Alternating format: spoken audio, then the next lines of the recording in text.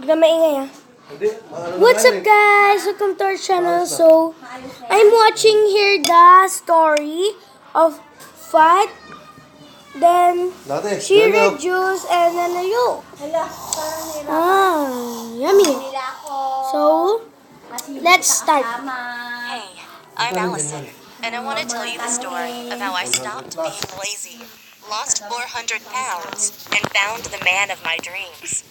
It all started when I was 16. I was so overweight that I couldn't go to high school anymore. Walking was just too exhausting for me. So instead, I stayed at home and ate food all day. My mom was the complete opposite of me, drop-dead gorgeous and in perfect shape. Her only flaw was that she couldn't say no to me. So whenever I told her to bring me food, she did it. I normally ate 3 Big Mac menus for breakfast, and then another 7 Big Mac menus over the rest of the day. That's why I gained 4 to 8 pounds per week. I hated myself so much, I was about to give up on life. But then something crazy happened. One of my old classmates contacted me on Facebook Yes, and we Mom. started chatting. But it was more than that. We were actually flirting. Yes, He said I looked Mom. gorgeous, and he'd love to meet up with me. Of course, The part 1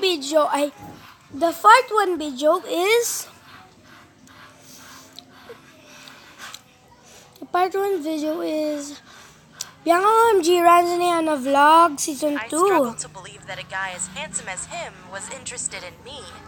But I knew that some guys like big girls. So I went along and invited him Yeah, over to he's my on place. also. But when I opened the door to greet him, he wasn't alone. He had 2 friends with him and he was filming on his smartphone. I had no idea what was going on. But then he bursted out laughing and said to his smartphone, "Oh my god, you won't believe what just happened. Fat Allison really thought I wanted to go on a date with her. Ugh, does she really think she's in my league?" I immediately slammed the door and started crying. I weighed 600 pounds and I had never felt worse in my life. That's why I did something quite dramatic and dangerous. I locked myself into my bathroom and told my mom I wouldn't come out until I lost 200 pounds. So for the next few months, all I did was drink tap water and lay on the ground. I had a shower right next to me, but I was too fat to use it, so after 2 weeks, I smelled terrible. But for the first time in my life, I didn't give up. Even though my mom begged me to come out, she said it was too dangerous and I had to eat something. It took me 150 days inside the bathroom to achieve my goal of losing 200 pounds. But once it was over, I didn't just go back to eating Big Macs. I immediately went to a gym and it was humiliating. While all those people were in such great shape, I was still weighing 400 pounds. But then a super handsome trainer came over to me and said, "Hey, I'm Ty. Are you new here?" Wow, I couldn't believe that this super handsome guy was talking to me. I said, "Yeah, I want to lose some weight." Then he told me to go on the treadmill for 30 minutes. Afterward, he came back to me and said, "Hey, I want to make sure that you will reach your goal and achieve your dream body. So if you ever need any help, just call me." Then he gave me his business card with his name and phone number on it. I know it sounds stupid, but I immediately had a huge crush on Ty. I knew he was out of my league, but what if I became thin? Would he be interested in me?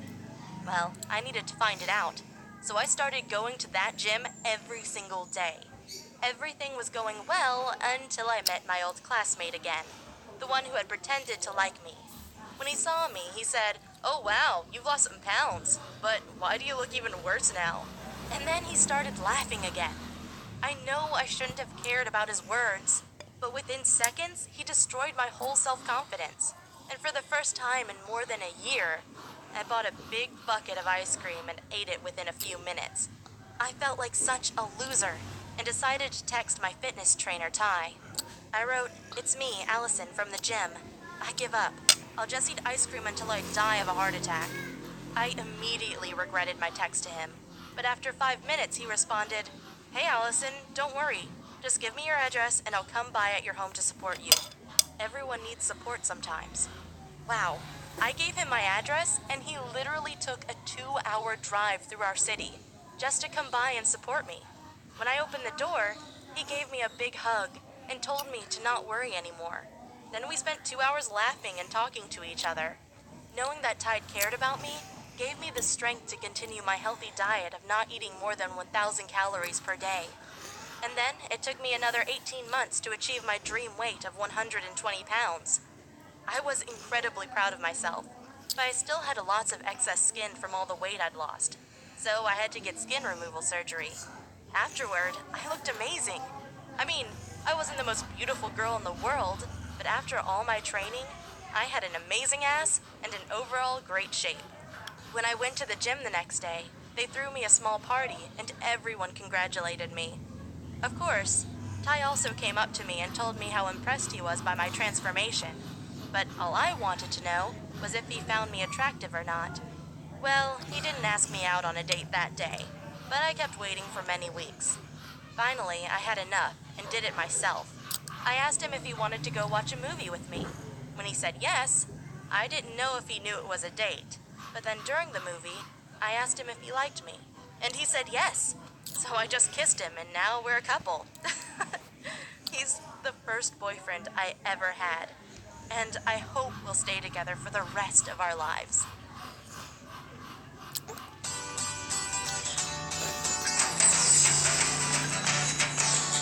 Six minutes na.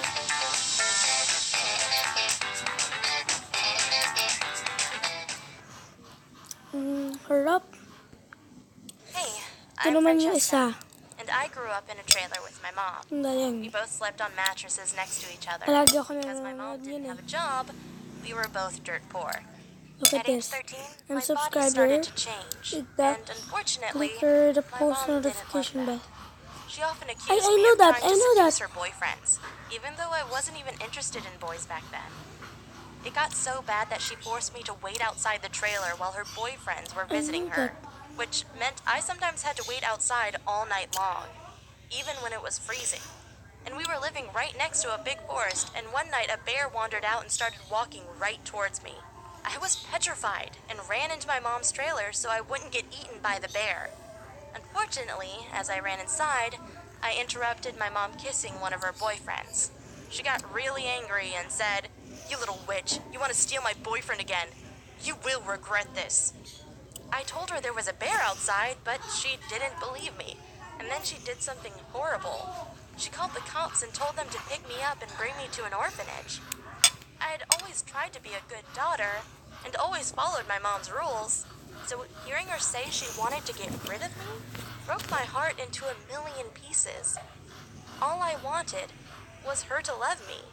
But instead, she made me feel like I was some trash she had to throw away. I arrived at the foster home the next morning. It was strange and scary. A lot of the older boys were staring at me, and I felt vulnerable because I had no one to protect me.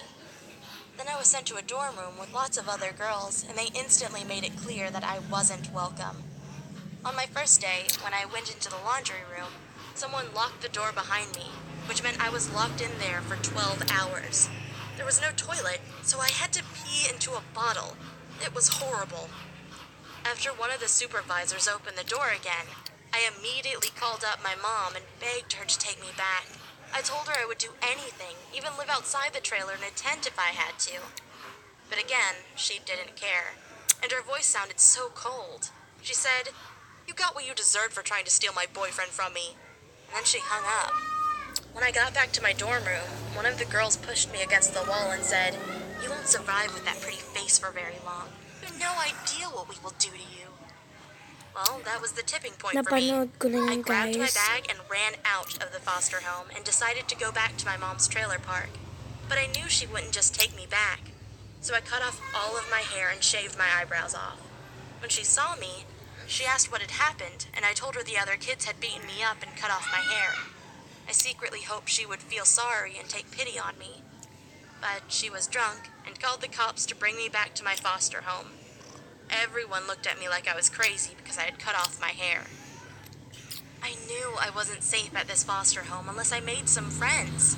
But who would want to be friends with me? I didn't have anything to offer. But then two girls started fighting each other. One of them was much stronger than the other one, but the weaker girl had lots of friends, and together they were able to beat up the stronger girl. Afterward, they stole her necklace even though the girl screamed it was the only thing she had left of her mom after she died in a car accident.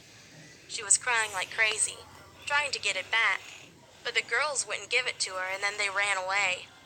I knew that if I got her the necklace back, she might become friends with me, so I followed the group of girls who had stolen the necklace. I saw them enter a pawn shop, and after they left the shop, I went inside and asked if the girls had sold something. The man said yes, and said I could buy it back for $100. I didn't have any money on me, but then I offered him my smartphone in exchange, and he agreed on a deal. When I gave the necklace back to the girl, she started crying happy tears. She hugged me so hard I could barely breathe. When she let go, she said, "Hey, my name's Laura." And in that moment, I knew I had a friend for life. Even though we stuck by each other, the other girls became more and more vicious in attacking us. After the girls had taken all our clothes and belongings and burned them in a big bonfire, our supervisors gave my friend and I our own room so that we'd be safe from the other girls. One day, though, my mom came to the foster home and wanted me back. I told her, no way.